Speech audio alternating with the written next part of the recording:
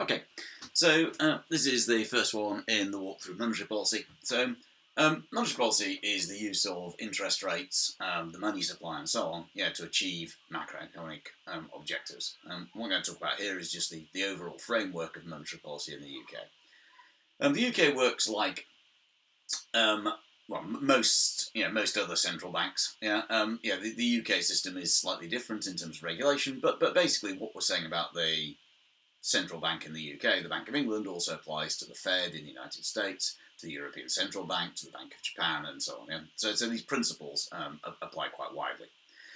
However, if we look in detail at the Bank of England, then it has two basic big jobs that it's been assigned to do, plus some other smaller ones. The first job that it has, that it's trying to achieve, is what's called monetary stability. Now, monetary stability basically means that we try to keep inflation under control. So the Bank of England is operationally independent. So what that means is that although it's owned by the government, it operates separately from it. The government can't tell the Bank of England what to do on a day-to-day basis. However, the government does set the central bank's inflation target. And for some time now, the inflation target has been 2%, as measured by a particular measure of inflation that you'll look at later in the course, called the CPI, with a margin for error of 1%. So the Bank of England has to try and get inflation to 2%. 3% and 1% are viewed as just as bad as one another. In other words, we don't want inflation too high, nor do we want inflation too low, because that creates the risk of deflation.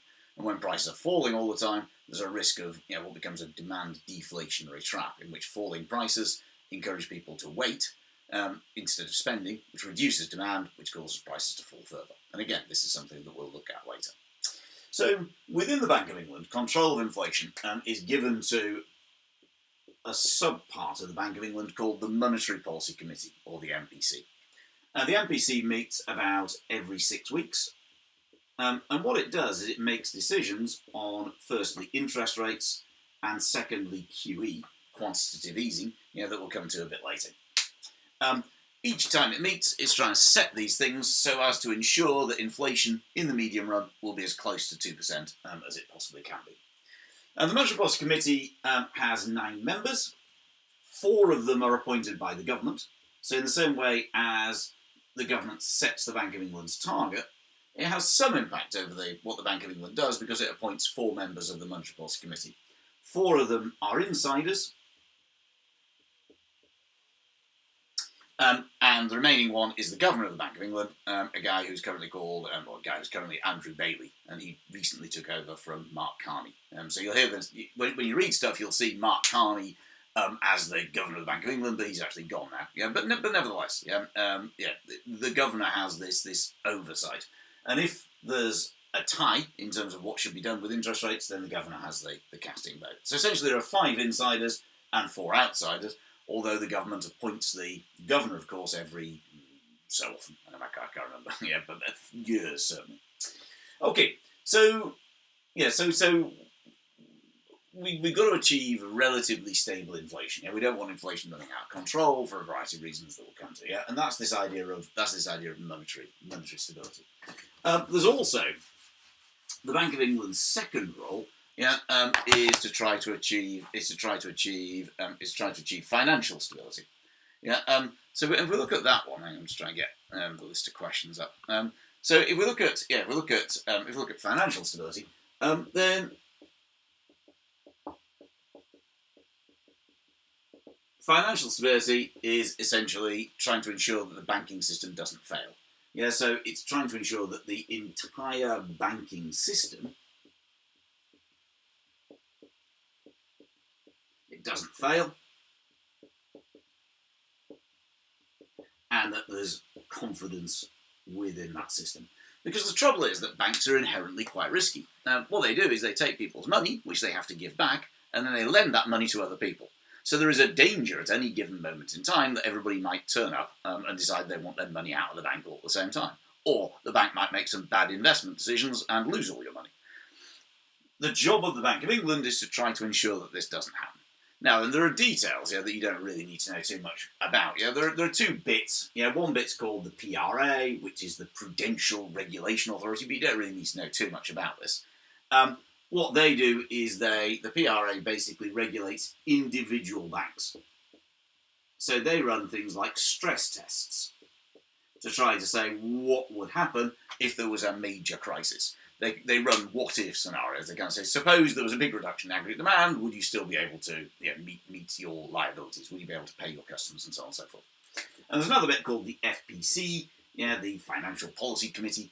And what they do is they look at the stability of the system overall. So they look at all banks at a macro level. Because what went wrong during the financial crisis was that what they were doing is they're looking at individual banks and they're saying, well, this bank looks okay, this bank looks okay. But what they weren't thinking about is what would happen if one bank failed, might that have an impact on other banks? And that's the job of the FPC. However, by and large, their job is to act as a lender of is to ensure that the system is stable overall by ensuring that banks behave themselves, that they lend sensibly and so on. And within that, the Bank of England also has this role of what's called lender of the last resort.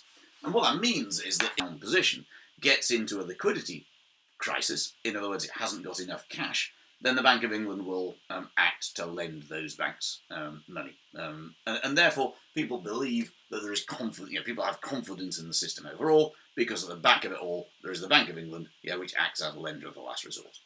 Banks can also borrow short-term from the Bank of England, at a rate that's 1% higher than the current bank rate. The central bank also has some other functions as well. They're responsible for printing all the banknotes. They control the UK's gold and foreign currency reserves. They produce financial statistics, and what they do also has an impact on the exchange rate as well. And these are all issues that we'll come to later. So in short, the Bank of England is trying to produce monetary stability, which is to keep inflation under control, currently aiming for about 2%, and financial stability to try to ensure that the financial system overall is stable. That banks don't fail, and that there's no danger that basically all of your money disappears. And that's the background framework to monetary policy.